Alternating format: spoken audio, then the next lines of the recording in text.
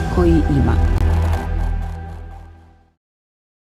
Postoje poznate svjetovne izreke poput "a gdje će novac nego na hrpu" ili "bogati postaju bogatiji, a siromašni dobivaju djecu" ili "uvijek dobiva onaj koji ima".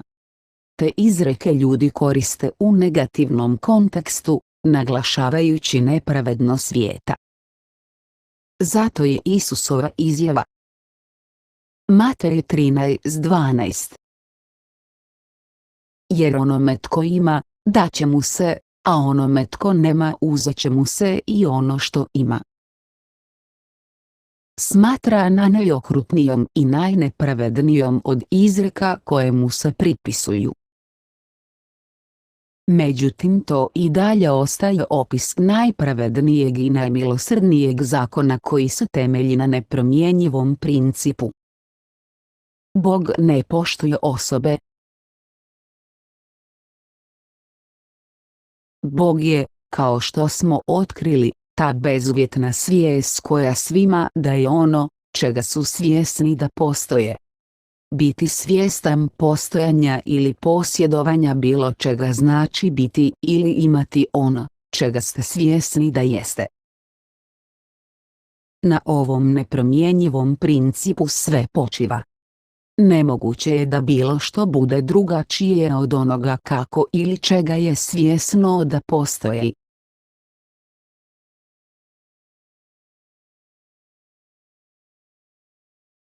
Onome tko ima, to čega je svjestan da postoji i to će mu biti i dano. Bilo to dobro, loše ili ravnodušno. Nije važno što li je to, čega ste ili kako ste svjesni da postojite, ali sve to će vam, u skladu s tim istim nepromjenjivim Božjim zakonom, biti izmiješano, iskuhano i servirano. Onome koji nema, uzet će se i dodati onome koji ima. Dakle, bogati će uvijek biti još bogatiji, a siromašni još siromašniji. Bogati su bogati bogatstvom, siromašni su bogati siromaštvom. Zakon Božji jamči da svatko dobije to što ima. Jer ne možete izraziti ono čega niste svjesni da postoji. Ne možete služiti dva gospodara. Osjećati se je jedan gospodar, misliti je drugi gospodar. Gospodin koji je osjećaj da postojite, opisan u knjigama kao ja jesam, se identificira s osjećajem a ne mislima. Ako se osjećaj i misli ujedine kad dva postanu jedno, imamo svjesno manifestiranje. Zato je vaš stvoritelj uvijek to stanje svijesti s kojim ste identificirani u istini, podsvjesnom osjećaju. Pa je ono što nije u svijesti, uzeto iz vidljive manifestacije znakova. Te je dodano, to jest manifestirano onoj svijesti koja je identificirana s tim.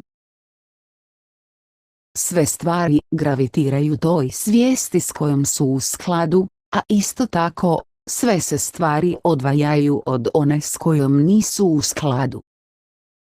Stoga umjesto da se pridružite zboru onih koji nemaju i koji inzistiraju na uništavanju onih koji imaju, prepoznajte ovaj nepromjenjivi zakon izražavanja i svjesno tvrdite da ste ono što ste odlučili biti.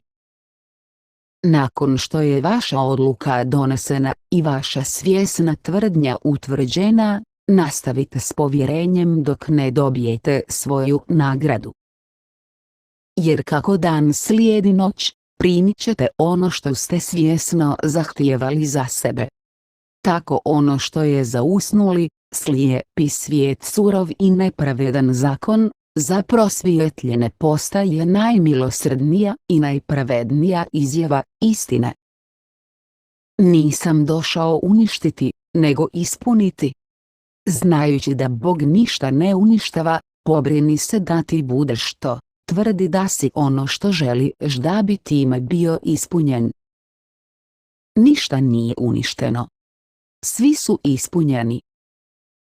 koji imaju siromaštvo ispunjeni su siromaštvom, koji imaju bogatstvo ispunjeni su bogatstvom, koji imaju mnogo partnerica ispunjeni su mnoštvom partnericama, koji imaju nesreću, ispunjeni su nesrećom, koji imaju sreće, ispunjeni su srećom, koji imaju znanje, ispunjeni su znanjem.